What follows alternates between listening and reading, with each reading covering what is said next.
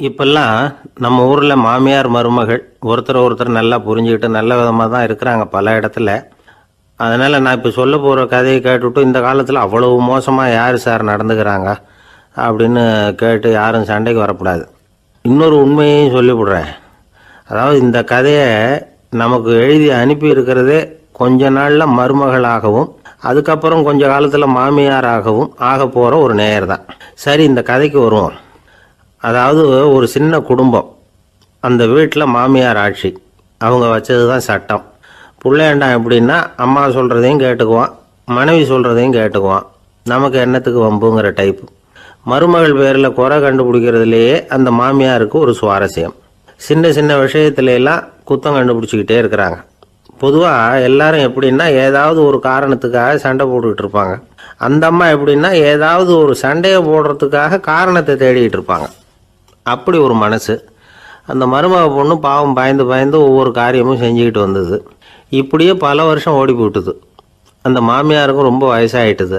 இருந்தாலும் அந்த பழைய சுபாவம் மட்டும் மாறவே இல்லை. திடீர்னு ஒரு நாள் பக்கவாதம் வந்து அந்த அம்மாவுக்கு ஒரு பக்கம் கை கால் இழுத்துக்கிட்டுது. வாய் சுத்தமாக பேச முடியாமல் போயிட்டுது. சத்தம் மட்டும் வரும். ஒரு பக்கத்து கை காலை அசைக்க முடியும். பேசுகிறதெல்லாம் கையால் தான், அதாவது கை சைகையால். இப்படிப்பட்ட நிலைமையில் கூட அந்த பொண்ணு தண்ணியோ பாலோ இவங்க எதிரில் கொண்டாந்து வச்சா அதை வேணும்னே தட்டி விட்டுட்டு ஒம்பு வளர்க்குறது. அதுக்கப்புறம் அந்த பொண்ணு தரையை சுத்தப்படுத்தும்ல, அதை பார்த்து ரசிக்கிறது. இருந்தாலும் அந்த பொண்ணு இதையெல்லாம் பெருசுப்படுத்தாமல் ரொம்ப பொறுமையாக தான் இருந்தது. ஒரு நாள் வீட்டில் வச்சுருந்த பாலை வந்து பூனை குடிச்சிட்டு போயிட்டுது. வயசான காலத்தில் இந்த அம்மா பால் இல்லாமல் கஷ்டப்படுவாங்களே அப்படின்னு நினச்சி பக்கத்து வீட்டில் போய் கொஞ்சம் பால் வாங்கிட்டு வந்து காய்ச்சி மாமியார் முன்னாடி கொண்டாந்து வச்சுது அந்த பொண்ணு. வழக்கம் போல் அந்த அம்மா பாலை தட்டி விட்டுட்டாங்க. இதை அந்த மருமக பொண்ணு கவனிச்சுட்டுது. இவ்வளவு நாள் பொறுமையாக இருந்த இந்த மருமகளுக்கு இன்னைக்கு இதை பார்த்து தான் அசாத்திய கோபம் வந்துட்டுது. கதவுக்கு பக்கத்தில் சாத்தி வச்சுருந்த உலக்கையை எடுத்து மாமியார் தலையில் போட, அது குறி தவறி கழுத்தில் பட, அந்த அம்மா கழுத்தை பிடிச்சிக்கிட்டு ஊன்னு கத்த, இந்த பொண்ணு ஒன்றும் அலட்டிக்காமல் உலக்கையை எடுத்து மறுபடியும் கதவு பக்கம் சாத்தி வச்சுட்டு அது பாட்டுக்கு நடந்து போயிட்டுது. இருந்தாலும் மனசுக்குள்ளே லேசாக ஒரு பயம். கணவன் வீட்டுக்கு வந்ததும் என்ன விஷயம்னு கேட்டால் எப்படி சமாளிக்கிறது. அன்னைக்குன்னு பார்த்து ரொம்ப நேரம் கழித்து வீடு வந்து சேர்ந்தான் கணவன். உடனே அந்த அம்மா புகார் பண்ண ஆரம்பிச்சுட்டுது. பேச்சு தான் வராத, அதனால் ஒரு பக்கத்து கையால் சைகை காட்டுது. கதவுக்கு பக்கத்தில் இருந்த உலக்க பக்கமாக கையை நீட்டி காட்டி, அப்படியே அந்த கையை தன் கழுத்துக்கு பின்பக்கமாக சுற்றி காட்டி நாக்கை வெளியில் நீட்டி நடந்த விஷயத்தை புரிய வைக்கிறதுக்கு முயற்சி பண்ணுது. இவனுக்கு ஒன்றும் புரியல. என்ன சொல்கிறாங்க அம்மா அப்படின்னு மனைவிகிட்ட கேட்குறான். அதுக்கு அந்த பொண்ணு ரொம்ப புத்திசாலித்தனமா, என்னங்க உங்கள் அம்மா சொல்கிறது உங்களுக்கு இன்னும் புரியலையா? அவங்க உங்களை பார்த்து என்ன சொல்கிறாங்கன்னா, ஏண்டா உலக்க மாதிரி நிற்கிற, சாக போகிற எனக்கு சங்கிலி எதுக்கு, என் கழுத்தில் கிடக்கிற இந்த சங்கிலியை கழட்டி என் மருமக கழுத்தில் போடுறா அப்படின்னு சொல்கிறாங்க அப்படின்னு தான். ஓ அப்படியா விஷயம்னு சொல்லி அம்மா கழுத்தில் இருந்த சங்கிலியை எடுத்து மனைவி கழுத்தில் போட்டுட்டு, அம்மா உன் விருப்பப்படியே போட்டாச்சு, இனிமேலாவது நிம்மதியாக படுத்து தூங்கு அப்படின்னு சொல்லிவிட்டு உள்ளே போயிட்டான். பார்த்தீங்களா கதையை? அதனால தான் மாமியார்கள் வந்து சைகை காட்டுறதுன்னா கூட இனிமேல் ஜாக்கிரதையாக இருக்கணும்.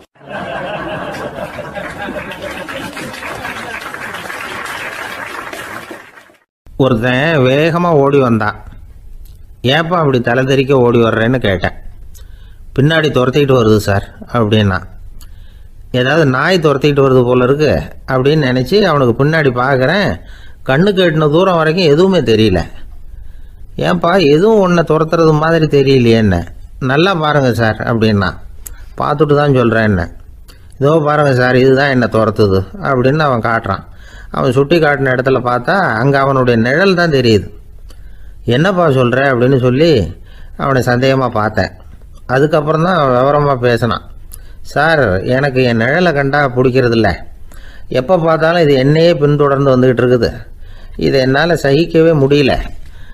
இதை என்கிட்டேருந்து பிரிக்கிறதுக்கு எவ்வளவோ முயற்சிகள்லாம் பண்ணி பார்த்துட்டேன், முடியலன்னா. அப்படி என்னென்ன முயற்சிகள் பண்ணினேன் அப்படின்னு கேட்டேன். அவன் என்னென்ன செஞ்சாங்கிறத விவரமாக சொன்னான். அவன் என்ன பண்ணியிருக்கிறான், ஒரு பெரிய குழியை தோண்டி அதில் தன்னுடைய நிழலை புதைச்சிருவோம் அப்படின்னு முடிவு பண்ணிட்டு மண்வெட்டி எடுத்துக்கிட்டு தோட்டத்து பக்கம் போயிருக்கான். ஆழமாக ஒரு குழியை தோண்டியிருக்கான். குனிஞ்சு பார்க்குறான். அந்த குழிக்குள்ளே தன்னுடைய நிழல் தெரியுது.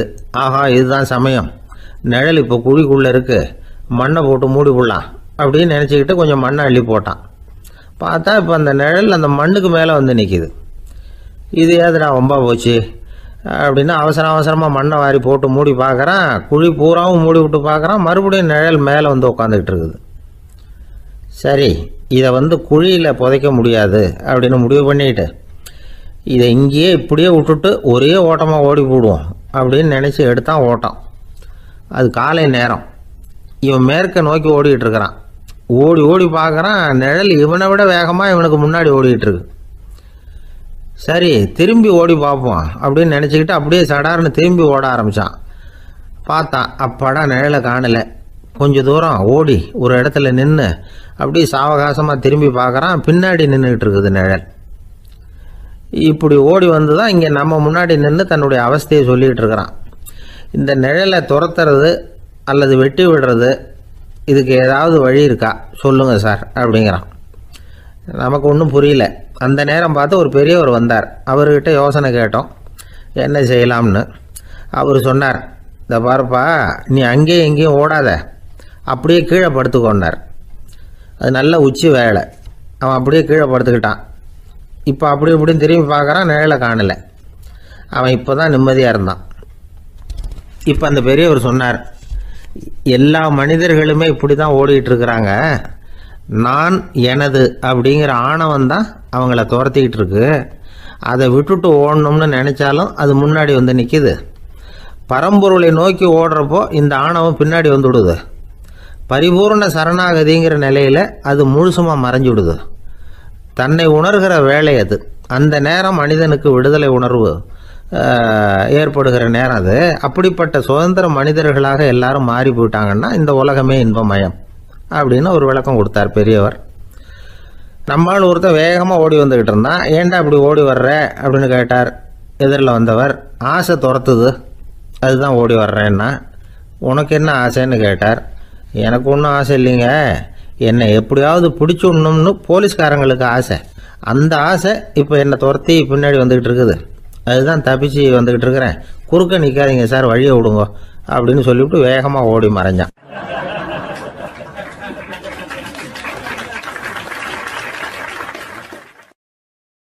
ஒரு அரசனும் அமைச்சரும் ஒரு நாள் ரொம்ப சாவகாசமாக பேசிக்கிட்டு இருந்தாங்களாம். அரசன் அமைச்சரை பார்த்து ஒரு கேள்வி கேட்டிருக்கார். ஏங்க அமைச்சரே, ஆசை இல்லாத ஒரு மனுஷனால் இருக்க முடியுமா அப்படின்னு. ஏன் முடியாது, துறவி அப்படிங்கிறவங்கெல்லாம் அப்படிப்பட்டவங்க தானே அப்படின்னாராம் அமைச்சர். அவங்கெல்லாம் உண்மையிலேயே ஆசையை விட்டவங்க தானே அப்படின்னு கேட்டாராம் ராஜா. அப்படி தான் இருக்கணும் அப்படின்னாராம் அமைச்சர். அப்படின்னா ஆசையே இல்லாத ஒரு உண்மையான துறவியை நான் பார்க்கணுமேன்னார். அது என்ன பிரமாதம், அதுக்கு நான் ஏற்பாடு பண்ணுறேன் அப்படின்னு விட்டார் இவர். சொல்லிவிட்டு உடனே புறப்பட்டு போனார். அங்கே இங்கே தேடினார். அப்புறம் தான் அவருக்கு புரிஞ்சுது உண்மை துறவியை கண்டுபிடிக்கிறது எவ்வளவு கஷ்டமான காரியம்னு. இருந்தாலும் ராஜா கிட்ட சொல்லியாச்சே, உண்மை துறவியை காட்டுறேன்னு.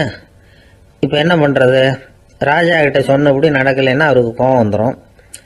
அமைச்சர் ஒரு யோசனை பண்ணார். அவருக்கு ஒரு வழி தெரிஞ்சுது.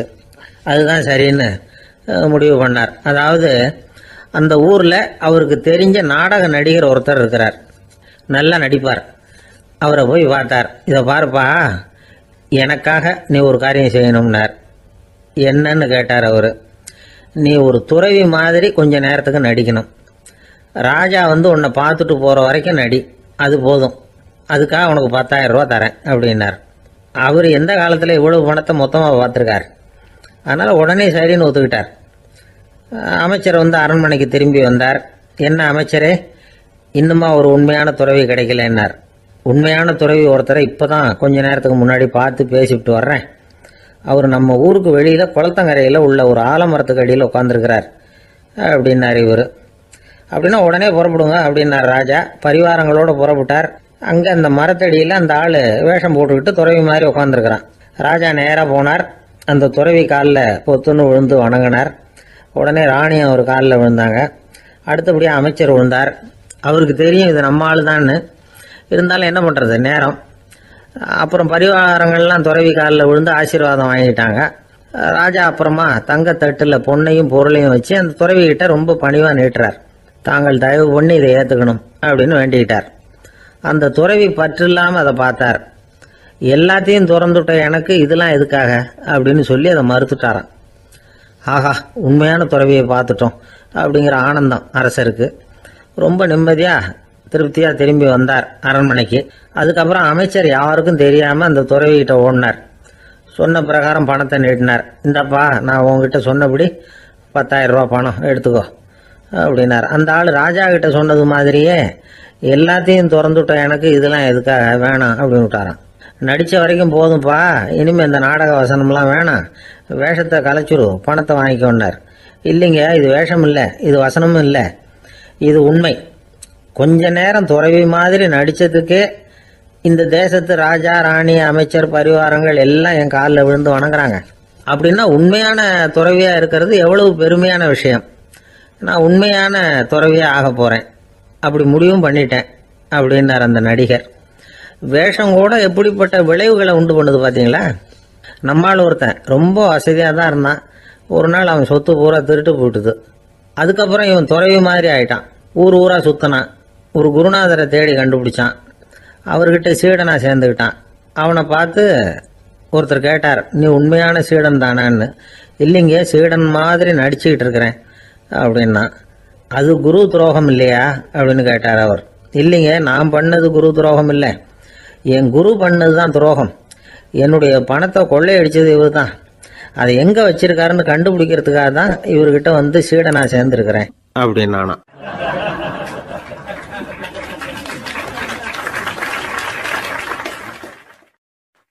ஒரு ஊரில் ஒரு பெரிய செல்வந்தர் இருந்தார். பணத்துக்கு பஞ்சம் இல்லை. அதனால் இந்த உலகத்தில் முடியாத காரியம் எதுவும் இல்லைன்னு நினச்சார். பணம் இருந்தாலும் அந்த நினப்பு தானாக வந்துடும். அதனால் இவரும் அப்படி நினச்சதில் ஒன்றும் தப்பு இல்லை. அந்த ஊருக்கு குருநானக் ஒரு தடவை வந்தார். அவருக்கு இந்த செல்வந்தர் ரொம்ப பிரமாதமாக ஒரு வரவேற்பு கொடுத்தார். ஊர் எல்லையிலேயே எங்கள் வீட்டுக்கு வந்து விருந்து சாப்பிட்டுட்டு போகணும்னு கேட்டுக்கிட்டார். அவரும் சரின்னு ஒத்துக்கிட்டார்.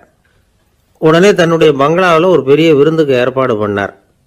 குருநானக்கை அழைச்சிட்டு வீட்டுக்கு போனார். உட்கார வச்சார். ஐயா, நான் இந்த ஊர்லேயே ரொம்ப பெரிய வசதி உள்ளவன். என்னால் எல்லாம் முடியும். உங்களுக்காக நான் என்ன செய்யணும்னு சொல்லுங்கள். எதுவாக இருந்தாலும் பரவாயில்ல, எவ்வளவு செலவானாலும் பரவாயில்ல, என்னால் செய்ய முடியும். என்ன செய்யணும்னு சொல்லுங்கள், அது போதும், நான் செய்கிறேன் அப்படின்னு நான் ரொம்ப பணிவா. இதை கேட்டதும் குருநானக் சிந்திச்சார் கொஞ்ச நேரம். அதுக்கப்புறம் தன்னோட சட்டை பைக்குள்ளே கையை விட்டு ஒரு பழைய ஊசி ஒன்று எடுத்தார். அந்த செல்வந்தர்கிட்ட கொடுத்தார். இதை பாருங்கள், இவ்வளவு தூரம் நீங்கள் கேட்கறதுனால சொல்கிறேன், எனக்கு நீங்கள் செய்ய வேண்டிய உதவி இதுதான்னார்.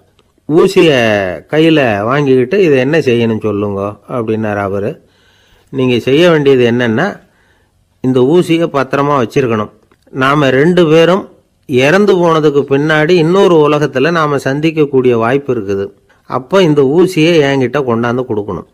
இதுதான் நீங்கள் எனக்காக செய்ய வேண்டிய உதவி அப்படின்னார் குருநானக் லேசாக சிரிச்சுக்கிட்டே. இதை கேட்ட உடனே இந்த பெரியவர் முழிக்க ஆரம்பிச்சிட்டார். அது எப்படிங்க, நான் சாகிறப்ப எப்படி இந்த ஊசியை எடுத்துக்கிட்டு இன்னொரு உலகத்துக்கு வர முடியும்னார். ஊசி மாதிரி ஒரு சின்ன பொருளை கூட இந்த உலகத்தை விட்டு நாம் போகிறப்ப எடுத்துகிட்டு போக முடியாதுங்கிறப்போ உங்களோட செல்வத்தையெல்லாம் எப்படி அங்கே எடுத்துகிட்டு வர போகிறீங்க அப்படின்னு கேட்டார் குருநானக். அதுக்கப்புறம் தான் அந்த பெரியவர் யோசிக்க ஆரம்பித்தாராம். குருநானக் சொல்கிறார், இதை பாருங்கள், நாம் செய்கிற நல்லது கெட்டது தான் கடைசி வரைக்கும் நம்ம கூட இருக்கும். அடுத்தவங்க நல்லா இருக்கணுங்கிறதுக்காக பொருளை செலவு செய்யணும். அப்படி செய்யலைன்னா எந்த பிரயோஜனமும் இல்லை அப்படின்னார். அதுக்கப்புறம் தான் அந்த செல்வந்தரின் அறிவு கண் திறந்து தான். உடனே குருநானக்கை வணங்கினார். ஐயா, என்கிட்ட இருந்த ஆணவம் போயிட்டுது. இனிமேல் என்கிட்ட இருக்கிற செல்வத்தை நல்ல வழியில் செலவழிப்பேன் அப்படின்னாராம். நம்மக்கிட்ட இருக்கிற பணம் எப்பவும் நம்ம கூடவே வந்துக்கிட்டு இருக்காதுங்கிறதுக்கு இது ஒரு உதாரணம். அதுக்காக நாம் பணம் சேர்க்கறத பற்றி கவலைப்பட வேண்டியதில்லை, பேசாமல் படுத்து தூங்கிக்கிட்டு இருந்தால் போதும் அப்படின்னு இதுக்கு அர்த்தம் பண்ணிக்கப்படாது.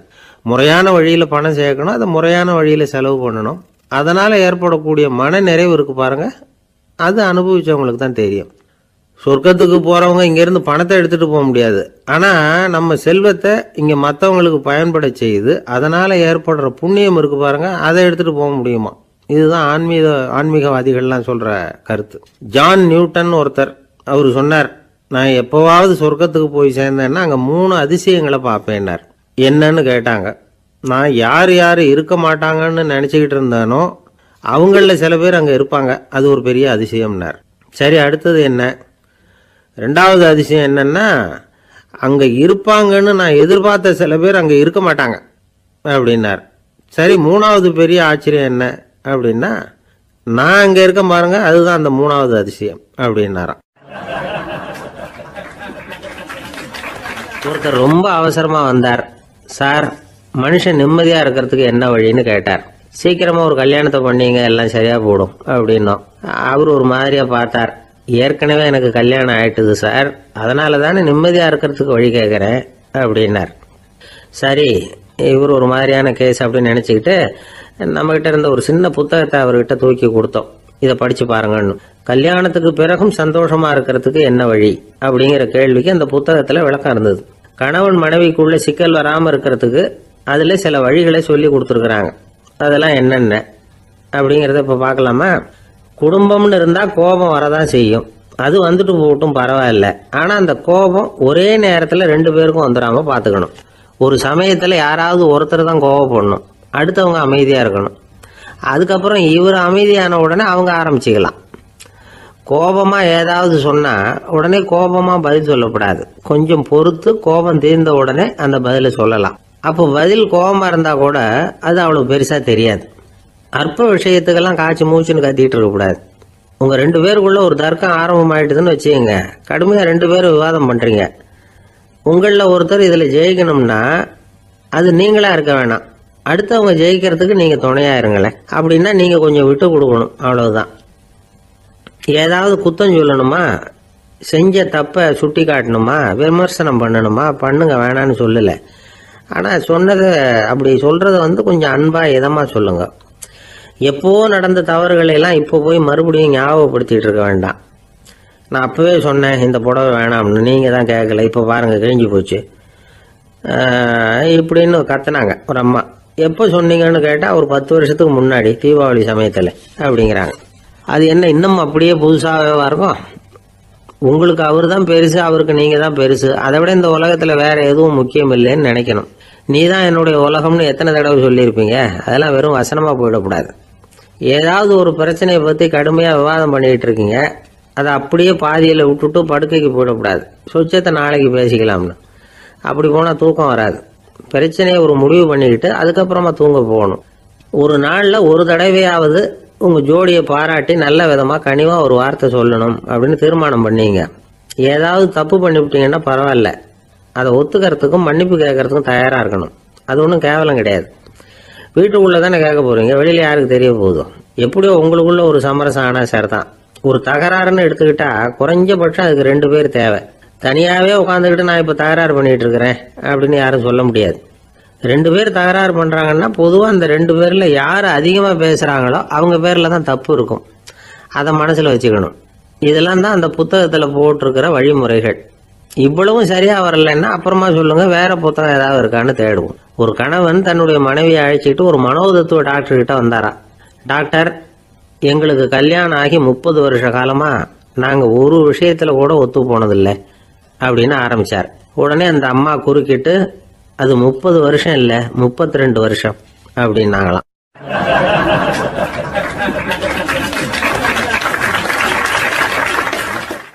சில பேரை இப்படி சொல்றது உண்டு. அடுத்தவங்களை அனுசரிச்சு நடந்துக்க தெரியல, அவன் என்ன சார் மனுஷன் அப்படிம்பாங்க. சக மனிதர்களோட எப்படி பழகிறது அப்படின்னு தெரியாததுனாலேயே பல பேர் இன்னைக்கு சங்கடப்பட்டுக்கிட்டு இருக்கிறாங்க. வசதி வாய்ப்பெல்லாம் சரியா இருக்கும், ஆனா வாழ்க்கை சரியா இருக்காது. இன்னொருத்தர்கிட்ட எப்படி பேசுறது பழகிறதுங்கிறது தெரியாததுனால தான் இந்த அவஸ்தை. சரி, இந்த அவஸ்தை இல்லாம வாழறது எப்படி? இதுக்கு அனுபவசாலிகள் சில வழிமுறைகளை சொல்றாங்க. அதெல்லாம் என்னென்னங்கிறத இப்ப தெரிஞ்சுக்குவோம். முதல்ல நம்ம நாக்கு நம்ம கண்ட்ரோல்ல இருக்கணும். வார்த்தைகளை கொட்டி விட்டு அதுக்கப்புறம் அள்ள முடியாம கிடந்து கஷ்டப்படக்கூடாது. எப்படி பேசுறோங்கிறதும் முக்கியம், பேசுறப்ப எப்படி முகத்தை வச்சிருக்கிறோங்கிறதும் முக்கியம். அன்பா பேசினாலும் நல்லா இருக்கும். அப்படி பேசுறப்ப ஆதரவா அவர் தோள் மேல ஒரு கையை போட்டுக்கிட்டு பேசினா இன்னமும் நல்லா இருக்கும். 2வது விஷயம், இன்னொருத்தர்கிட்ட பேசுறப்ப வாக்குறுதிகளை அள்ளி வீசக்கூடாது. கொடுக்கற வாக்குறுதி குறைச்சலா இருக்கணும். அப்படி கொடுத்த வாக்குறுதியை கண்டிப்பா நிறைவேற்றணும். நாம ஒருத்தரை பாராட்டுறோம் அல்லது அவரை பத்தி அபிப்பிராயம் சொல்றோம்னா அது ஆக்கப்பூர்வமா இருக்கணும். நம்ம பாராட்டு அல்லது விமர்சனம் அடுத்தவருடைய முன்னேற்றத்துக்கு உதவுறது மாதிரி இருக்கணும். நாம சொல்றதை கேட்டுட்டு அவன் தலையில கையை வச்சுட்டு உட்காந்துடக்கூடாது. எப்பவும் உற்சாகமா இருக்கணும், முகம் மலர்ச்சியா இருக்கணும். மனுஷன் இருந்தா வருத்தம், கவலை, ஏமாற்றம் எல்லாம் இருக்கதான் செய்யும். அதெல்லாம் மனசுல இருக்கட்டும். அந்த வருத்தமும் கவலையும் ஏமாற்றமும் சேர்ந்துக்கிட்டு நம்ம முகத்துல இருக்கிற மலர்ச்சியை மூடி மறைக்கிறதுக்கு நாம இடம் கொடுத்துடக்கூடாது. எந்த விஷயத்தை பத்தி யாருக்கிட்ட பேசினாலும் வெளிப்படையா பேசணும், திறந்த மனசோட பேசணும். மூடி மறைச்சி முன்னு மூழ்கிக்கிட்டு இருக்கக்கூடாது. இன்னொருத்தர்கிட்ட பேசுறப்போ விவாதம் பண்ணுங்க, அது தப்பு இல்லை. ஆனா வாதாடிக்கிட்டு இருக்கக்கூடாது. அதாவது என்ன சொல்றாங்கன்னா, டிஸ்கஸ் பண்ணலாம், ஆர்கியூ பண்ணக்கூடாதான். நம்ம கிட்ட இருக்கிற நல்ல குணங்களை நாம எடுத்து சொல்லிட்டு இருக்கக்கூடாது.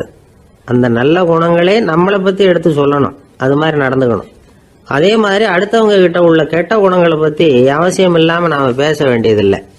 உங்களை பத்தி யாராவது தப்பா பேசுறாங்களா, அப்படி அவங்க பேசுறதுல உண்மை இல்லையா அப்படின்னா அதை நீங்க பொருட்படுத்த வேண்டியதில்லை, விட்டுடலாம். அது தானா போயிடும்.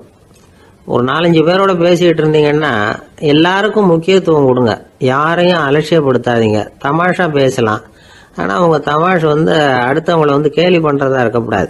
நமக்கு கிடைக்க வேண்டியது கிடைக்கலையே அப்படிங்கிற தவிப்பு நம்ம கிட்ட இருக்கக்கூடாது. அது தேவையில்லை. உங்க செயல்பாடுகள் தெளிவா இருக்கட்டும், பாராட்டு தானா உங்களை தேடிட்டு வரும். இன்னொரு மனுஷனுடைய மனசுல கௌரவமான ஒரு இடத்த பிடிக்கணும்னா நாம இந்த குணத்தை எல்லாம் நம்ம கிட்ட வளர்த்துக்கணும். இதெல்லாம் அனுபவசாலிகள் சொல்லி இருக்கிற குறிப்புகள். இந்த குறிப்புகளை சரியா புரிஞ்சுக்கணும், அது முக்கியம். தப்பா புரிஞ்சுக்கிட்டா என்ன ஆகும் தெரியுமா? இதை கேளுங்க. ஒருத்தர் வந்தார், சார் அடுத்தவங்க தோள் மேல கையை போட்டுக்கிட்டு அன்பா பேசணும்னு சொன்னீங்க, அப்படிதான் பேசினேன். அவரு முதுக கூட தட்டி கொடுத்தேன், என் வேலை போயிட்டுது சார், வீட்டுக்கு அனுப்பிச்சுட்டாங்க அப்படின்னார். யாருக்கிட்ட அப்படி பேசுனீங்கன்னு கேட்டோம். என் முதலாளி கிட்ட சார் அப்படிங்கிறார் ரொம்ப சோகமா.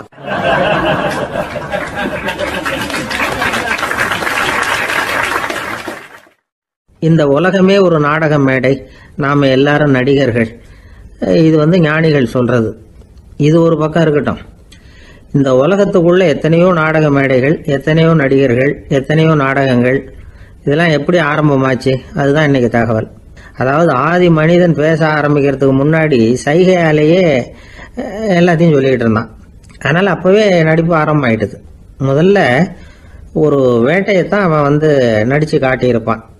இவன் எப்படி போனான், எதிரில் மிருகம் எப்படி வந்தது, அதோட எப்படி சண்டை போட்டான், எப்படி அடிச்சு கொண்டுட்டு வந்தான், இதை அப்படியே மற்றவங்களுக்கு நடிச்சு காட்டியிருப்பான்.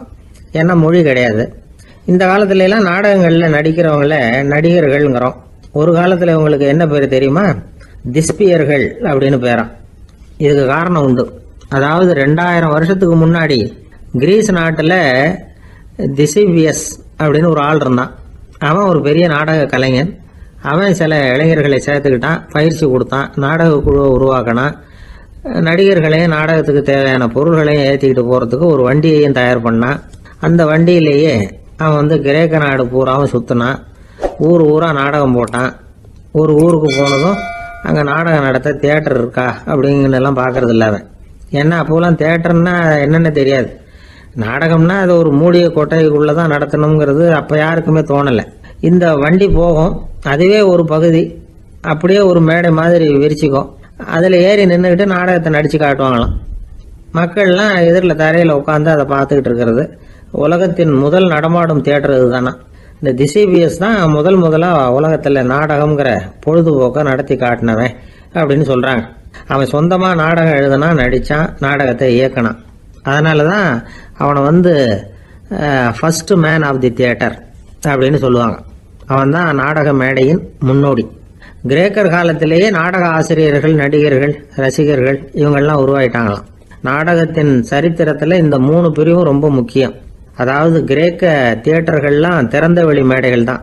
பெரும்பாலும் மலைச்சரிவுகள், அதுவே படிப்படியாக பண்ணியிருப்பாங்க. கீழே அரைவட்ட வடிவில் மேடை, அதுக்கு ஆர்கெஸ்ட்ரான்னு பேர். பிற்காலத்தில் இதில் உட்காந்து இசைக்குழுவினர் வாய்ச்சதுனால இசைக்குழுவுக்கே ஆர்கெஸ்ட்ராங்கிற பேர் வந்துட்டுது. இப்போ கிரேக்க தியேட்டர்களில் ஒன்று, அதோட காலம் கிமு 340. அதை இன்னமும் பாதுகாத்து வச்சிருக்கிறாங்களாம். எபிடாரஸ் அப்படிங்கிற இடத்துல அது இருக்குதான். இன்னமும் அந்த தியேட்டரை பயன்படுத்திக்கிட்டு வர்றாங்களாம். சிறந்த கிரேக்க நாடகங்கள்லாம் அங்கே நடிக்கிறாங்களாம். ஆரம்ப காலத்திலேயே கட்டணம் கிடையாது. அப்புறம் பின்னாடி தான் நுழைவு கட்டணம்லாம் அப்படியே வந்துட்டு தான். நடிகர்கள் வந்து பளபளப்பான ஆடைகள் உடுத்தி இருப்பாங்களாம், இந்த குதிகால் உயர்ந்த காலணிகள் போட்டிருப்பாங்களாம். இதெல்லாம் பழைய குறிப்புகள். பலவிதமான உருவங்களில் மாஸ்க் அப்படின்னு சொல்லப்படுற முகமூடி. அதனால ஒரே நடிகர் பல வேடங்களில் நடிக்கிறது உண்டான். ஆரம்பத்தில் பெண் நடிகர்கள் கிடையாது, எல்லாம் ஆண் நடிகர்கள் தான். ரோமானியர்கள் தான் முதல் நிரந்தர நாடக மேடையை கட்டினவங்க. அதுதான் முதல் தியேட்டர். கிமு 1048 காலகட்டத்தில் பாம்பிங்கிற நகரத்தில் அதை கட்டியிருக்கிறாங்களாம். கிரேக்க ரோமானிய தியேட்டர்களின் அடிப்படையிலேயே இந்த இத்தாலிய வடிவ அமைப்பாளர்கள் இந்த குதிரை லாட வடிவில் ஒரு ஆடிட்டோரியத்தை உருவாக்கினாங்களாம். இப்படி அதை பற்றி நிறைய தகவல் இருக்குது. 1576 லண்டனில் இந்த வின்ஸ்பர்ரி, அப்புறம் இந்த பில்ட்ஸில், அப்புறம் ஜேம்ஸ் இப்படிங்கிற ஒரு முயற்சியால் தான் இங்கிலாந்தில் முதல் தியேட்டர் உருவாச்சான். அப்படி ஒருத்தர் இருந்தாராம். உலக நாடக மேடையின் வரலாறு இதுதான். அதாவது இப்பெல்லாம் அறிவியல் வளர்ச்சி அதிகமாயிட்டுது, திரைப்படம் தொலைக்காட்சி எல்லாம் வந்தாச்சு. ஒவ்வொரு வீடுமே ஒரு குட்டி தியேட்டர் மாதிரி ஆயிட்டுது. தொலைக்காட்சி முன்னாடி உட்காந்து எழுந்திருக்கவே மனசு வர்றதில்லை. ஒரு அம்மா ஒரு மனோதத்துவ டாக்டரை தேடிட்டு வந்தாங்களாம் இந்த காலத்தில். டாக்டர், எங்கள் வீட்டுக்காரர் எப்போ பார்த்தாலும் டிவி முன்னாடி உட்காந்துக்கிட்டு அதையே வெறிச்சு பார்த்துக்கிட்டு இருக்கிறார், உத்து பார்த்துக்கிட்டு இருக்கார், எனக்கு சந்தேகமாக இருக்குன்னாங்களாம். இது மனக்கோளாறு இல்லைங்க, ஆர்வ கோளாறு, அவ்வளவுதான், இதுக்காக பயப்படாதீங்கன்னாராம் டாக்டர். அப்படி இல்லை டாக்டர், டிவி ஓடும் பொழுது நாம எல்லாம் அதை பார்க்குறோம் சரி, ஆனால் அவர் அப்படி இல்லை, டிவியை நிறுத்தினதுக்கு அப்புறமும் அதையே உத்து பார்த்துட்டு உட்காந்துருக்கிறார், அதனால தான் சந்தேகப்பட்டு உங்ககிட்ட வந்தேன் அப்படின்னாங்களாம்.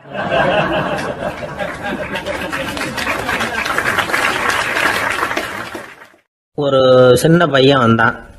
அவனை பார்த்து ஒரு கேள்வி கேட்டோம். ஏன்ப்பா உங்கள் வீட்டில் அம்மா புத்திசாலியா அப்பா புத்திசாலியா அப்படின்னு. அவன் அலட்சியமாக நம்மளை பார்த்து சிரிக்கிறான். என்ன சார் இது, இந்த காலத்தில் இது கூட தெரியாமல் இருக்கிறீங்களே அப்படிங்கிறான். ஒரு சின்ன பையன் நம்மளை பார்த்து இப்படி கேட்டு விட்டானே அப்படின்னு நினைக்கிறப்போ நமக்கு ஒரு மாதிரி ஆகிடும். அதுக்கப்புறம்தான் இந்த தாத்தா பாட்டிலாம் சொல்கிற ஒரு கதை ஞாபகத்துக்கு வந்தது. அது என்ன கதை தெரியுமா? ஒரு ஊரில் ஒரு அம்மாவும் பிள்ளையும் இருந்தாங்களாம். அந்த மகனுக்கு திடீர்னு தேசாந்திரம் போய் வரணும்னு ஆசை வந்துட்டுது. ஊராக போய் சுற்றி பார்க்கணுங்கிற ஆசை. அந்த அம்மாவுக்கு இது பிடிக்கல. மகனை பிரிஞ்சு இருக்கிறதுக்கு அவங்க மனசு இடம் கொடுக்கல. வேணாப்பான்னு சொல்லி பார்த்தாங்க, அவன் கேட்கல. திடீர்னு புறப்படவும் செஞ்சுட்டான். சரி, இனிமேல் அவனை தடுக்க முடியாதுன்னு முடிவு பண்ணிக்கிட்டாங்க அந்த அம்மா. இருந்தாலும் புத்திசாலித்தனமாக ஒரு யோசனை பண்ணாங்க. மகனை கிட்டத்தில் கூப்பிட்டாங்க. அவங்ககிட்ட சொன்னாங்க, இதை பாருப்பா, நீ தேசாந்திரம் போகிறதுன்னு தீர்மானம் பண்ணிவிட்ட, அதை நான் தடுக்கலை, போயிட்டு வந்துடும். ஆனால் போகிறதுக்கு முன்னாடி எனக்கு ஒரு வாக்குறுதி கொடுத்துட்டு போ அப்படின்னாங்க. போகிறப்போ ராத்திரியாக இருந்தாலும் பகலாக இருந்தாலும் சரி, புளிய மரத்து நிழலில் தான் தங்கணும். திரும்பி வர்றப்போ இரவும் பகலும் நீ வேப்ப மரத்து நிழல்லே தங்கணும் அப்படின்னாங்க. சரி, அப்படியே செய்கிறேன்னு சொல்லி வாக்குறுதி கொடுத்தான் பையன். புறப்பட்டு போனான். போகிற வழியில் புளிய மரத்து நிழல்லே தங்கினான், தூங்கினான். அப்படி போய்கிட்டே இருந்தான். 7வது நாள் அவன் உடம்பு சுகமில்லாமல் போயிட்டுது. ரொம்பவும் பலவீனமாயிட்டான். இனிமேல் நடக்க முடியாதுங்கிற நிலைமை வந்துட்டுது. யோசிச்சு பார்த்தான். சரி, இதுக்கு மேலே போக வேண்டாம் அப்படின்னு முடிவு பண்ணிட்டு திரும்பி வர ஆரம்பிச்சிட்டான். திரும்பி வர்றப்போ வழியில் வேப்ப மரத்து நிழல்லையே தங்கி வந்தான். நாளுக்கு நாள் உடம்பு சரியாக வந்துட்டுது. 7வது நாள் வீட்டுக்கு சேர்றான். உடம்பு பழையபடியே கலகலப்பாயிட்டுது. பூரண சுகம். தேசாந்திரம் போன பையன் திரும்பி வந்துட்டானே அப்படின்னு அந்த அம்மா ஆச்சரியப்படலை. ஏன்னா அவங்களுக்கு தெரியும் இப்படி ஆகும்னு. பையன் சீக்கிரமாக திரும்பி வரணுங்கிறதுக்காக தான் அவங்க அந்த யோசனையை சொன்னாங்க. என்ன விஷயங்கிறதையும் அவங்களே சொன்னாங்க. மகனே, புளிய மரத்து நிழல் உடம்புக்கு உஷ்ணத்தை கொடுக்கும், சீக்கம் உண்டாக்கும். அதனால் நீ தொடர்ந்து புளிய மரத்து நிழலில் தங்கினாவே நோய்க்கு ஆளாயிட்ட. அதனால் நல்ல பயணத்தை முடிச்சுக்கிட்டு திரும்பி வரணுங்கிற முடிவுக்கு வந்துட்ட. திரும்பி வர்றப்போ நீ தங்கினது வேப்ப மரத்து நிழல். அது உடம்புக்கு குளிர்ச்சியை தரக்கூடியது, நோயை தீர்க்கக்கூடியது. அதனால் சுகமாக வீட்டுக்கு சேர்ந்துட்ட. உன்னோட தேசாந்திர பயணத்தை தடுக்கிறதுக்காக தான் இப்படி பண்ணினேன் அப்படின்னாங்களாம் அந்த அம்மா. பார்த்தீங்களா அம்மாவோட புத்திசாலித்தனத்தை? அப்பாவாக இருந்தால் இப்படியா பண்ணுவார்? ஒரு அப்பா பையன்கிட்ட 10 ரூபா கொடுத்து இதை எடுத்துக்கிட்டு அடுத்த ஊருக்கு போய் அங்கே இருக்கிற மாமா கிட்ட இதை கொடுத்துட்டு வாடா, வழியில் எங்கேயாவது மரத்தடியில் படுத்து தூங்கி விடாதே அப்படின்னு எச்சரிக்கை பண்ணி அனுப்புனாராம். பையனுக்கு எச்சரிக்கையாக வாழறது எப்படிங்கிறத கற்றுக் கொடுக்கறதுக்காக இப்படி பண்ணார். அவன் பணத்தை வாங்கிக்கிட்டு போனான். அப்பா சொன்னதை மறந்துட்டு ஒரு மரத்தடியில் படுத்து தூங்கிட்டான். அவனுக்கு தெரியாம அவன் பின்னாடியே போன அப்பா அவன் கையில இருந்த அந்த 10 ரூபாய் நைஸா எடுத்துட்டு வந்துட்டார். அவன் பையில தானே வச்சிருந்தான், அது தெரியாம எடுத்துட்டு வந்துட்டார். அவன் தூங்கிட்டு இருக்கான். எடுத்துட்டு ஒரு மறுபடியும் வீட்டுக்கு வந்துட்டார். பையன் முழிச்சுக்கிட்டு பைய தடவி பார்க்கறான், பணத்தை காணும். அழுதுகிட்டே திரும்பி வந்தான். அப்பா கிட்ட விஷயத்த சொன்னான். அப்பா சிரிச்சுக்கிட்டே சொன்னார், அதுக்கு தான்ப்பா ஆரம்பத்திலேயே எச்சரிக்கை பண்ணினேன், இனிமேலாவது நீ ஜாக்கிரதையா இருக்கணும் அப்படிங்கிறதுக்காக தான் இப்படி பண்ணினேன். அந்த பணம் எங்கேயும் போயிடல, நான் தான் அதை உனக்கு தெரியாம எடுத்து வச்சிருக்கிறேன், இதோ பாரு அப்படின்னு சொல்லிட்டு சைடு பாக்கெட்ல கையை விட்டா அது ஓட்டையா இருக்கு. அதை எவனோ ஏற்கனவே கத்திரிச்சு எடுத்துட்டு போட்டான். இப்ப அப்பா முகத்துல அசடு வழிஞ்சுதான்.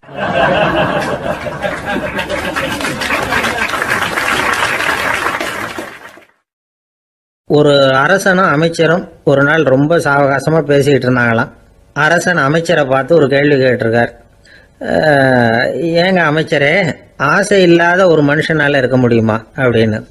ஏன் முடியாது, துறவி அப்படிங்கிறவங்கெல்லாம் அப்படிப்பட்டவங்க தானே அப்படின்னாராம் அமைச்சர். அவங்கெல்லாம் உண்மையிலேயே ஆசையை விட்டவங்க தானா அப்படின்னு கேட்டாரா ராஜா. அப்படிதான் இருக்கணும் அப்படின்னாராம் அமைச்சர். அப்படின்னா ஆசையே இல்லாத ஒரு உண்மையான துறவியை நான் பார்க்கணுமேன்னார். அது என்ன பிரமாதம், அதுக்கு நான் ஏற்பாடு பண்ணுறேன் அப்படின்னு விட்டார் இவர். சொல்லிவிட்டு உடனே புறப்பட்டு போனார். அங்கே எங்கே தேடினார். அப்புறம் தான் அவருக்கு புரிஞ்சுது உண்மை துறவியை கண்டுபிடிக்கிறது எவ்வளவு கஷ்டமான காரியம்னு. இருந்தாலும் ராஜா கிட்ட சொல்லியாச்சே, உண்மை துறவியை காட்டுறேன்னு.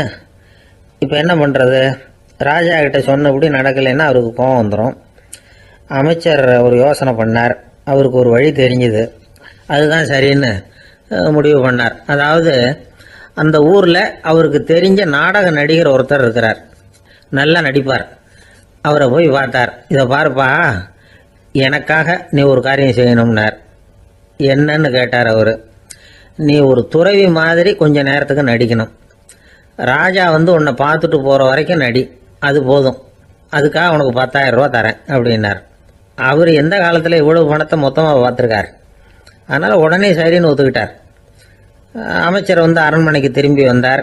என்ன அமைச்சரே, இன்னுமா ஒரு உண்மையான துறவி கிடைக்கலன்னார்.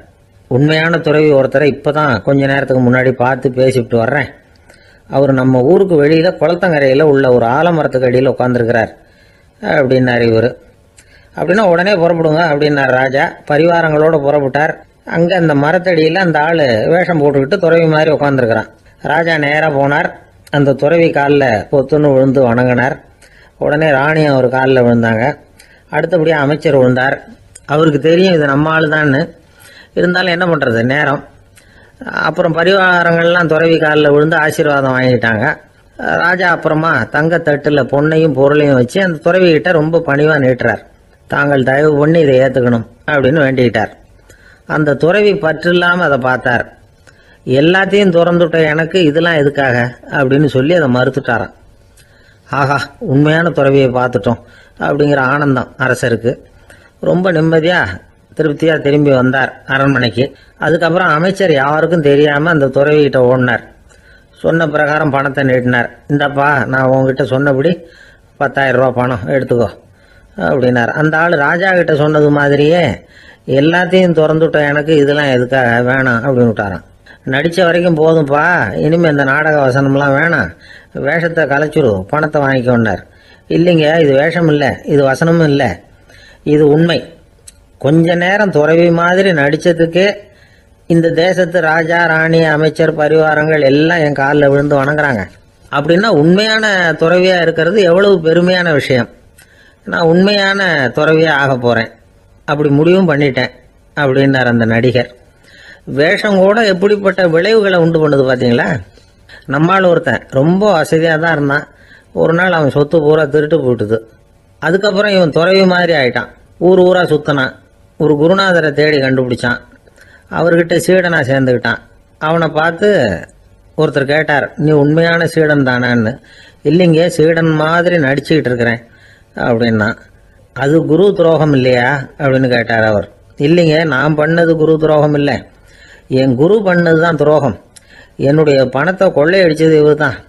அதை எங்கே வச்சிருக்காருன்னு கண்டுபிடிக்கிறதுக்காக தான் இவர்கிட்ட சீடனா சேர்ந்துருக்கிறேன் அப்படின்னானா.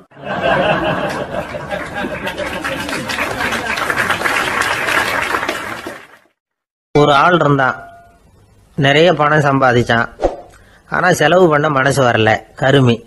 அவன் என்ன பண்ணா, சேர்த்த பணம் பூராவையும் ஒரு மரத்தடியில் புதைச்சி வச்சிருந்தான். வாரத்துக்கு ஒரு தடவை அந்த மரத்தடிக்கு வருவான். புதைச்ச இடத்த ஆவலோடு பார்த்துக்கிட்டு இருப்பான். அதுக்கப்புறம் போயிடுவான். அவ்வளவுதான். ஒரு நாள் ஒரு திருடன் வந்தான். இவன் புதைச்சி வச்சிருந்ததெல்லாம் எடுத்துகிட்டு போட்டான். இது தெரிஞ்சு போச்சு. அந்த கருமி புலம்ப ஆரம்பிச்சிட்டான். இவன் புலம்பலை கேட்டதும் அக்கம் பக்கத்தில் இருந்தவங்கெல்லாம் ஓடி வந்தாங்க. என்ன விஷயம்னு விசாரிச்சாங்க. இவன் சொன்னான். ஒரு பெரியவர் கேட்டார், ஏன்பா வாரம் வந்து இந்த இடத்த பார்க்கறதாக சொன்னியே, எப்போவாவது இதில் இருக்கிற பணத்தை எடுத்து செலவு பண்ணியிருக்கியா அப்படின்னு கேட்டார். நான் அப்பப்போ வந்து அதை பார்க்கறது தான் வழக்கம், அதை தொட்டதே இல்லைன்னு அவன். சரி, அப்படின்னா இப்போவும் நீ அதே மாதிரி வாரம் ஒரு தடவை வந்து இந்த இடத்த பார்த்துட்டு போகலாமே அப்படின்னாராம் அந்த பெரியவர். அதுவும் சரிதானே, எவ்வளவு காலமானாலும் அவன் அந்த பணத்தை எடுத்து செலவு பண்ண போகிறதில்ல. அப்படி இருக்கிறப்ப உள்ளே பணம் இருந்தாலும் ஒன்று தான், இல்லாமல் போனாலும் ஒன்று தான். இதிலிருந்து என்ன புரியுதுன்னா, ஒருத்தர்கிட்ட இருக்கிற பணத்தை கொண்டு அவர் பணக்காரரா ஏழையா அப்படின்னு முடிவு செய்கிறது சரியில்லை. அந்த செல்வத்தை அனுபவிக்கிற திறன், பயன்படுத்துகிற திறன், அதை வச்சு தான் அவர் ஏழையா பணக்காரரா அப்படிங்கிறத நிர்ணயம் பண்ணணும். அதுதான் சரி. செலவு பண்ண தெரியாதவன் சேகரம் பண்ணிகிட்டே இருக்கிறதுனால என்ன பிரயோஜனம்? தலைமுடியே இல்லாதவன் தாராளமாக சீப்புகளை வாங்கி சேகரம் பண்ணுறது மாதிரி தானே இது. சில சமயம் செலவு பண்ண நாம் தயாராக இருந்தால் கூட அந்த செல்வம் நமக்கு பயன்படுறதில்ல. அரேபியாவில் ஒரு நகை வியாபாரி விலை உயர்ந்த முத்துக்களை எல்லாம் அவர் வச்சு வியாபாரம் பண்ணிகிட்டு இருந்தார். அவர் ஒரு சமயம் ஒரு பாலைவனம் வழியாக போயிட்டு இருக்கிறார் ஒட்டகத்தில். அப்போ திடீர்னு கடுமையான புயல் வீச ஆரம்பிச்சுட்டுது. திசை தவறி இவர் எங்கேயோ வந்துட்டார். கூட வந்தவங்களையும் காணலை, எங்கே போனாங்களோ தெரியல. இவர் ரொம்ப பயந்து போய் அங்கேயும் எங்கேயுமா அலைஞ்சு தெரிகிறார். வழியே தெரியல. பசி கடுமையாயிட்டுது. ஒட்டகத்து முதுகில் ஒரு மூட்டை இருந்தது. அதை பிரித்து பார்த்தார். உள்ளே ஏதாவது இருக்கான்னு தேடி பார்க்குறார். அது வரைக்கும் கண்ணில் தட்டுப்படாத அபூர்வமான ஒரு பை கண்ணில் பட்டுது. ஆஹா, அதில் ஏதாவது சாப்பிட்றதுக்கு இருக்கும் அப்படின்னு நினச்சி ஆவலாக அதை பிரித்து பார்க்குறார். அந்த பையில் விலை உயர்ந்த முத்துக்கள் நிறைய இருந்துதான். அப்போ தான் அவர் நினச்சாராம், விலை உயர்ந்த முத்துக்கள் கூட சாப்பிட்றதுக்கு உணவாக முடியாது அப்படிங்கிறத புரிஞ்சுக்கிட்டாராம். எந்த நேரத்தில் எது நமக்கு தேவையோ அது நமக்கு தாராளமாக கிடைக்கணும். அப்படி அது கிடைக்கிறதுக்கு நம்மக்கிட்ட இருக்கிற செல்வம் பயன்படணும். அது நமக்கும் பயன்படலாம், நம்ம மூலமாக அடுத்தவங்களுக்கும் பயன்படலாம். அதுதான் செல்வத்தின் பயன். ஒரு மரத்தடியில் ஒருத்தன் உட்காந்து அழுதுகிட்டு இருந்தான். அந்த பக்கமாக வந்த இன்னொருத்தன் ஏப்பா அழுதுகிட்டு இருக்கிறேன்னு கேட்டான். இந்த இடத்துல தான் பூமிக்கு அடியில் பணம் இருக்குது, புதைச்ச இடம் தெரியல, அதான் அழறேன் அப்படின்னா. நல்லா ஞாபகப்படுத்தி பாரு, எந்த இடத்துல புதைச்ச அப்படின்னு கேட்டான் இவன். அது எப்படி எனக்கு தெரியும், புதைச்சி வச்சிருக்கிறவன் நான் இல்லையே, எங்கள் எழுத்த வீட்டுக்காரன் அப்படின்னானா இவன்.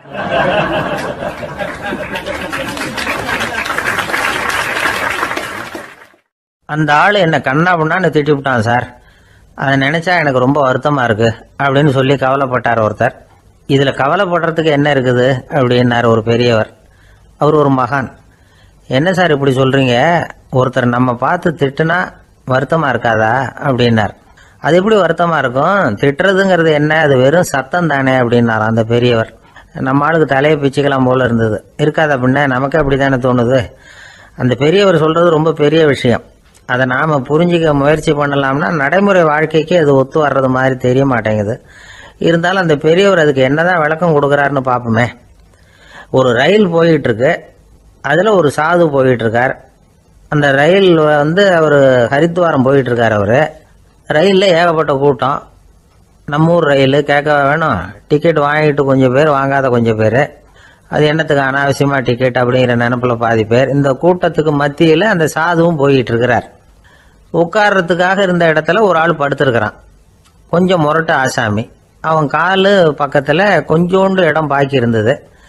அந்த இடத்துல இந்த சாது உட்காந்துருந்தார். மெதுவாக உட்காந்துக்கிட்டார் போய்.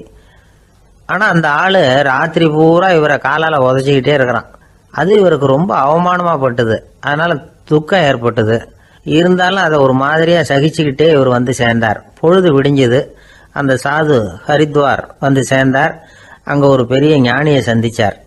ராத்திரி ரயிலில் அந்த ஆள் உதைச்சதையும் அதனால தனக்கு ஏற்பட்ட துக்கத்தையும் இந்த சாது அந்த ஞானிகிட்ட சொன்னார். சொல்லிவிட்டு, ஏன் சுவாமி, எனக்கு துக்கம் ஏற்பட்டதே, அது தப்பா அப்படின்னு கேட்டார்.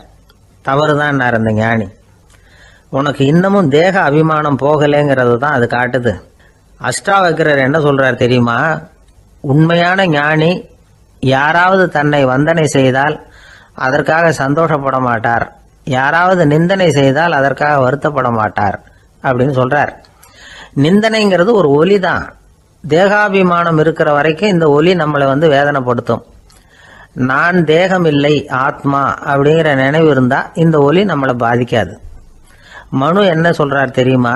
ஒரு சாதகன் பாராட்டுதலை விஷம்னு நினைச்சு பயப்படணும், அவமானத்தை அமிர்தம்னு நினைச்சு சந்தோஷப்படணுங்கிறார். அவமானப்பட்டா கவலைப்படாம எப்படி இருக்க முடியும் அப்படின்னு தான் நமக்கு தோணும். அதனாலதான் நம்மள யாரும் இதுக்கு உதாரணமா யாரையும் காட்ட முடியல. புத்தரையும் கபீரையும் உதாரணமா காட்டுறாங்க. அவங்களுக்கெல்லாம் அவமானம் ஏற்பட்டப்போ கவலையே படலையாம். புத்தரை அவமானப்படுத்தணுங்கிறதுக்காக கௌசாம்பி ராணி ஒரு இளம் பெண்ணை கொலை பண்ணி சடலத்தை புத்தர் குடிசைக்கு முன்னாடி போட சொன்னார். போட்டாங்க. புத்தர் தான் அந்த பொண்ணை கெடுத்து கொலை பண்ணி விட்டாருன்னு எல்லாரும் நினைச்சாங்க. ஆனா புத்தர் இதை பத்தி கவலையே படல. அப்புறமா உண்மை தெரிஞ்சதும் புத்தர் புகழ் இன்னும் அதிகமாயிட்டது. ஒரு பெரிய சபையில ஒரு மோசமான பொண்ணு நுழைஞ்சு தனக்கும் கபீருக்கும் சம்பந்தம் உண்டுன்னு சொன்னா கபீர் கவலைப்படல. அவங்க மாதிரியெல்லாம் நாமளும் இருக்க கத்துக்கணும். நிந்தனை, அபகீர்த்தி, அவமானம் எல்லாம் ஆண்டவன் கொடுக்கிற பிரசாதம்னு நினைக்கணும் அப்படின்னு சொல்றார் அந்த ஞானி. இதை கேட்ட இந்த காலத்து ஆசாமி ஒருத்தர், நான் கூட அப்படிதான் சார், யாராவது அவமானப்படுத்தினா கவலைப்பட மாட்டேன். நேத்து கூட ஒருத்தர் என்ன பலார்னு அரைஞ்சுட்டார், நான் கொஞ்சம் கூட கவலைப்படல, பேசாம வந்துட்டேன்னார். ஏன் அப்படி வந்துட்டீங்க அப்படின்னு. அவர் அரைஞ்சதுலேயும் ஒரு அர்த்தம் இருந்தது, அதனால தான் அப்படி வந்துட்டேன்னார். ஏன் அரைஞ்சாருன்னு கேட்டேன். 10 வருஷத்துக்கு முன்னாடி 15 ரூபா அவர்கிட்ட கடன் வாங்கினேன், அதை கேட்டு கேட்டு பார்த்துட்டு கடைசியாக தான் அரைஞ்சார் அப்படின்னார். ஆண்டவனுடைய பிரசாதம் இவருக்கு அடிக்கடி கிடைக்கும் போல இருக்கு.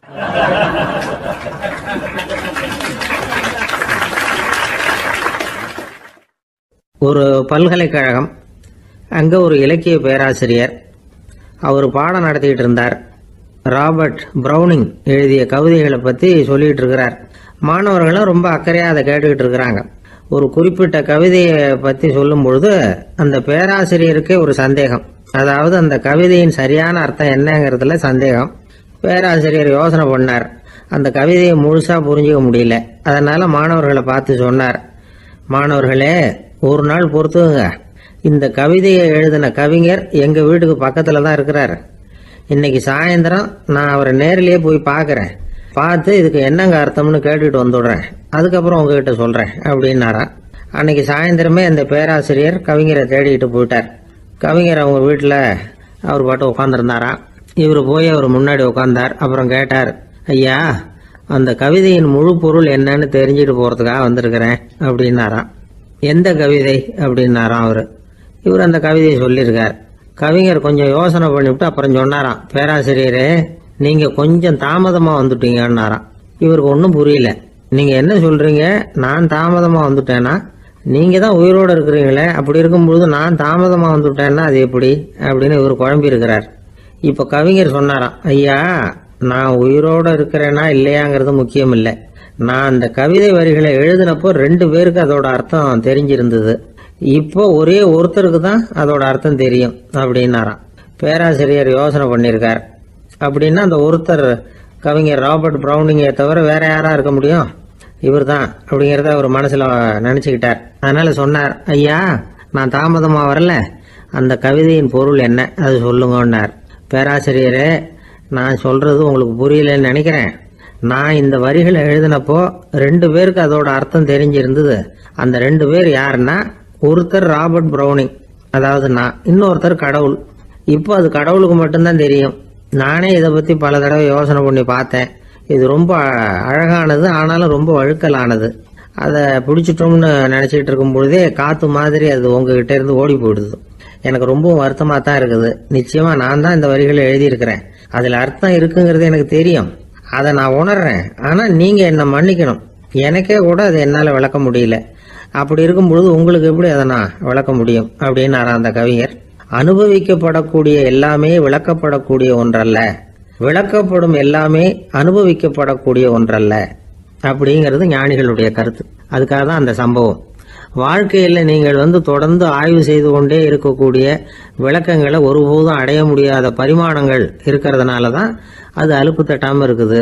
உங்களால் நிறைய அனுபவிக்க முடியும், இருந்தாலும் நீங்கள் அனுபவித்து அறிந்த விஷயங்கள் கூட வார்த்தைகளால் விளக்கப்பட முடிவதில்லை அப்படிங்கிறது பெரியோர் சிந்தனை. இதெல்லாம் ஒரு பக்கம் இருக்கட்டும். நமக்கு தெரிஞ்ச பேராசிரியர் ஒருத்தர் 1 மணி நேரம் ரொம்ப விவரமாக வகுப்பு எடுத்தார். கடைசியாக சொன்னார், மாணவர்களே, ரொம்பவும் எளிமையாக விளக்கமாக எல்லா விவரமும் சொல்லியிருக்கிறேன். அதனால் இதில் உங்களுக்கு சந்தேகம் வர்றதுக்கு வாய்ப்பே இல்லை. இருந்தாலும் கேட்க வேண்டிய கடமை கேட்குறேன். இது வரைக்கும் நடத்தினதில் யாருக்காவது ஏதாவது சந்தேகம் உண்டா அப்படின்னு கேட்டாராம். எனக்கு ஒரே ஒரு சந்தேகம்தான் சார் அப்படின்னு எழுந்திரிச்சு நிற்கிறான் ஒருத்தன். என்னன்னு கேட்டாராம். இது வரைக்கும் நீங்கள் என்ன பாடம் சார் நடத்துனீங்க அப்படின்னானா அவன்.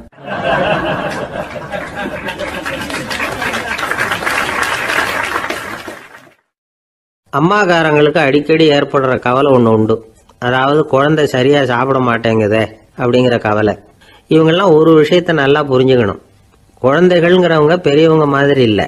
அவங்க கடிகாரத்தில் மணியை பார்த்துட்டு சாப்பிட்றதுக்கு உட்கார்ற ரகம் கிடையாது. பசிச்சா சாப்பிடுவாங்க, இல்லைன்னா விளையாடுவாங்க அல்லது தூங்குவாங்க. அது புரியாமல் அவங்கள கட்டாயப்படுத்தி அல்லது மிரட்டி சாப்பிட வைக்கிறது ரொம்ப தப்பு. ஒரு 8 மாத குழந்தைக்கு 3 மணி நேரத்துக்கு ஒரு தடவை பசிக்கும். அந்த நேரம் பார்த்து சாப்பாடு கொடுத்தா அடம் பண்ணாமல் அது பாட்டுக்கு சாப்பிட்றோம். அதே குழந்தைக்கு 1 வயசு ஆகிறப்போ 4 மணி நேரத்துக்கு ஒரு தடவை பசிக்கும். இந்த வயசுல இயற்கையாகவே பசி குறைஞ்சிருக்கும். அது புரியாமல் என் குழந்தை முன்னாடி மாதிரி இப்போ சரியாக சாப்பிட மாட்டேங்கிறான் அப்படின்னு சில பேர் டாக்டர்கிட்ட போய் சொல்லிக்கிட்டு இருப்பாங்க. இன்னொரு விஷயம், ஒரு குழந்தைக்கு வயசு அதிகமாகிற வேகத்துக்கு உடம்பு எடையும் அதிகமாகிக்கிட்டே போகாது. உடம்பு எடை அதிகமாகிற வேகம் குறைஞ்சிக்கிட்டே வரும். 6 மாத குழந்தைக்கு ஒரு வாரத்தில் 150 கிராம் எடை கூடும். ஒரு வயசில் வாரத்துக்கு 71 கிராம் எடை கூடும். இது புரியாமல் அதிகமாக சாப்பாட்டை கொடுத்து குழந்தைய கஷ்டப்படுத்தக்கூடாது. ஏன்னா அளவுக்கு மீறின உணவு அஜீரணத்தை உண்டு பண்ணிவிடும். குழந்தைக்கு ஒரு தட்டில் கொஞ்சமாக ஆகாரத்தை வச்சு கொண்டுகிட்டு போய் கொடுக்கணும். மலை மாதிரி குவிச்சு வச்சா அதை பார்த்ததுமே பசி அடங்கி போயிடும். அடித்து மிரட்டி பயமுறுத்தி குழந்தைய சாப்பிட வைக்கிற பழக்கம் இருக்குது பாருங்க. அதுக்கு ஃபுட் ஃபோர்ஸிங் அப்படின்னு பேர். இப்படி பண்ணினா குழந்தைக்கு சாப்பாட்டில் விருப்பம் குறைஞ்சிரும். அதை கண்டாவே வெறுக்க ஆரம்பிச்சிடும். அது மாதிரி உளம் சார்ந்த பசி குறைவு, சைக்கோஜெனிக் அனோரெக்சியா, அது ஏற்படுமா. சாப்பாடுங்கிறதே ஒரு தண்டனை மாதிரி தோணும். குழந்தைகளுக்கு பிடிச்ச மாதிரியான ஆகாரத்தை கொடுக்கணும். சத்து அதிகம் இருக்குங்கிறதுக்காக அதுக்கு பிடிக்காத ஆகாரத்தை கொடுத்து கட்டாயப்படுத்தக்கூடாது. குழந்தைகளுக்கு 2 வயசு ஆகிறப்போ இயற்கையாகவே எதிர்மறை குணம் உண்டாகும். அதாவது அந்த எதிர்மறையாக பேசுறது. இது மாதிரி சமயங்களில் நாம் என்ன சொல்கிறோமோ அதுக்கு நேர்மாறாக நடந்துக்கும். ஏட்டிக்கு போட்டி. சாப்பிட சொன்னால் விளையாட போவோம், விளையாட சொன்னால் சாப்பாடு கேட்கும். இதை புரிஞ்சுக்கிட்டு நடந்துக்கணும். குழந்தை சொன்ன பேச்சை கேட்கலேன்னு கோவப்படக்கூடாது. குழந்தை வளர வளர பிடிவாத குணம் வர்றது சகஜம். கேட்டதை வாங்கி கொடுத்தாதான் சாப்பிடுவேன் அப்படின்னு பிடிவாதம் பண்ணும். வாங்கி கொடுத்து விடுறது தான் உத்தமம். நீங்களும் அதுகிட்ட பிடிவாதம் பண்ணிட்டு இருக்கக்கூடாது. ஏன்னா கேட்டது கிடைக்கலையேங்கிற ஏமாற்றம் கூட குழந்தையோட பசியை குறைச்சிரும். கேட்டது கிடைச்சிட்டா பசி அதிகமாகும். கொடுத்ததை மலமலன்னு சாப்பிட்றோம். குழந்தைகளுக்கு கண்ட நேரத்தில் சாப்பிட்றதுக்கு எதையாவது வாங்கி கொடுத்துக்கிட்டு இருந்தா சாப்பாட்டு நேரத்தில் சாப்பிடாம அடம் பண்ண ஆரம்பிச்சிடும். பள்ளிக்கூடம் போகிற பிள்ளைங்க காலை உணவை சரியாக சாப்பிட மாட்டாங்க. அச்சம், அவசரம், பரபரப்பு இதெல்லாம் தான் காரணம். பள்ளிக்கு புறப்படுறதுக்கு ஒரு